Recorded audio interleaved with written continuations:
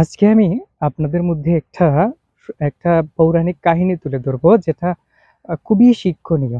আপনি হিন্দু হন, মুসলিম কিংবা বৌদ্ধ বা খ্রিস্টান যাই হন না কেন, মানে এই গল্পটা আপনার ভালো লাগবে।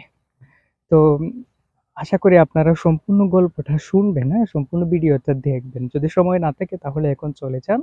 পরে এক সময় এসে দেখে নেবেন এবং সুন্দর একটা মন্তব্য করবেন। আর এটা আমরা আমাদের জীবনে কিন্তু প্রয়োগ করতে পারি। তো একটা ছেলে ছিল যার নাম ছিল অমৃত। সেই অমৃত সে মৃত্যুকে ভয় পেত, হ্যাঁ?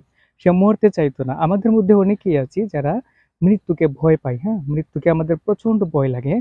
কিন্তু অনেকেই আবার আছে যারা মৃত্যুকে ভয় পায় না, কারণ মৃত্যু হচ্ছে চরম সত্য। তো অমৃত মৃত্যুকে ভয় পেত, তাই সে ভয় পেয়ে সে যমের পূজা করতে শুরু করলো। যমরাজ, আমরা জানি যে যমরাজ আমাদের আত্মাকে নিয়ে যায়। মৃত্যুর পরে যমরাজ এসে আমাদেরকে নিয়ে যাবে, আমাদের আত্মাকে নিয়ে যাবে। আবার মুসলিম ধর্মে এটাকে আজরাইল বলে। তো যাই হোক, সে যমের পূজা করতে শুরু করলো। কেন পূজা করছে? কারণ সে যমরাজের সাথে দেখা করবে, যমরাজকে সে বলবে বা অনুরোধ করবে তার যেন মৃত্যু না হয়।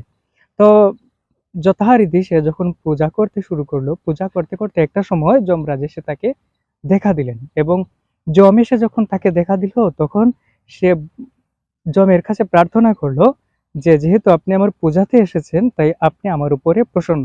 এখন আপনি আমাকে এমন একটা বর দিন যেন আমার মৃত্যু না হয়, কারণ আমার মৃত্যুকে প্রচন্ড ভয় করে।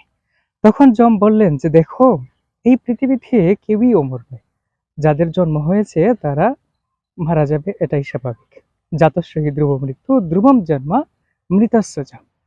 তো এখন তো আর কোনো উপায় নেই, তাই সে বলল তাহলে আমি যে এতদিন আপনার পূজা করলাম। তখন যমরাজ তাকে বললেন যে দেখো, তুমি এতদিন যাবৎ আমার পূজা করেছো, এবং যেহেতু আমার কাছে একটা কামনা করেছো আর সেটা আমি তোমাকে দিতে পারছি না, তবে আমি তোমাকে আরো একটা বর দিতে পারি। সেটা হচ্ছে তোমার মৃত্যুর আগে আমি তোমাকে 4টা চিঠি দিতে পারি। মৃত্যুর আগে 4টা চিঠি দিবেন? হ্যাঁ, মৃত্যুর আগে তোমাকে আমি 4টা চিঠি দেব। তুমি তখন থেকে প্রস্তুতি নিয়ে নিবে মৃত্যুর জন্যে। অর্থাৎ মৃত্যুর জন্য তুমি রেডি হয়ে যাবে। তখন অমৃত খুব খুশি হলো।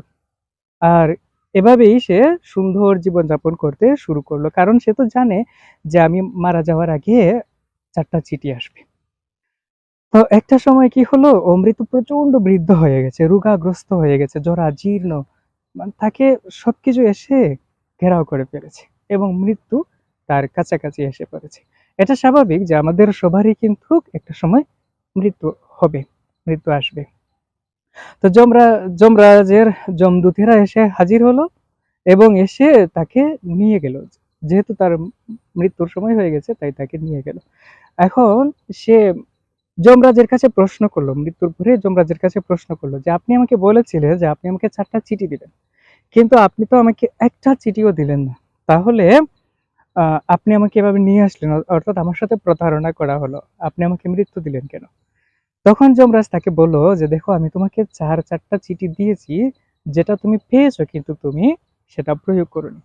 আমার দেওয়ার মধ্যে, আমার চিঠি দেওয়ার মধ্যে প্রথম চিঠিটা ছিল, আমি তোমার কাছে পৌঁছে দিয়েছি একটা বাণী, সেটা হচ্ছে তোমার চুল পেকে গিয়েছিল। হুম?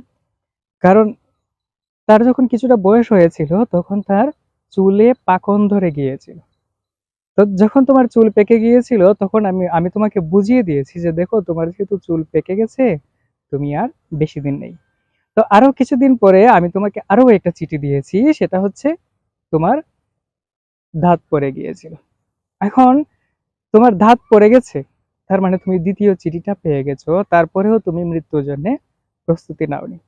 পরবর্তীতে তোমাকে আমি আরো একটা চিঠি দিয়েছি, সেটা হচ্ছে তোমার চোখের আহ চোখে দেখার মতো ক্ষমতা কমে গেছে, দৃষ্টিশক্তি কমে গেছে, কিন্তু তখনও তুমি মৃত্যুর জন্য প্রস্তুতি নাওনি। পরবর্তীতে তোমাকে আমি আরো একটা চিঠি দিয়েছি, সেটা হচ্ছে তোমার যে স্কিন, তোমার চামড়া, সেটা কুঁচকানো হয়ে গেছে, চামড়া কুঁচকানো হয়ে গেছে। তো এখান থেকেও তোমার বোঝা উচিত ছিল যে তোমার মৃত্যু অবশ্যম্ভাবী বা খুব নিকটে চলে এসেছে, কিন্তু তুমি প্রস্তুতি নেওনি। তখন সেই অমৃত বুঝতে পারলো, হ্যাঁ, এগুলো তো আমি আমার জীবনে পেয়েছি, আমার জীবদ্দশায় আমি এগুলো পেয়েছি। তো আমরা সকলেই মূলত এই সিগন্যালগুলো পাই। এগুলো এক একটা সিগন্যাল, এক একটা চিঠি, সৃষ্টিকর্তার তরফ থেকে এক একটা চিঠি তিনি আমাদেরকে সিগন্যাল দেন। তো তো এই সিগন্যালগুলো আমরা আসলে বুঝতে পারি না।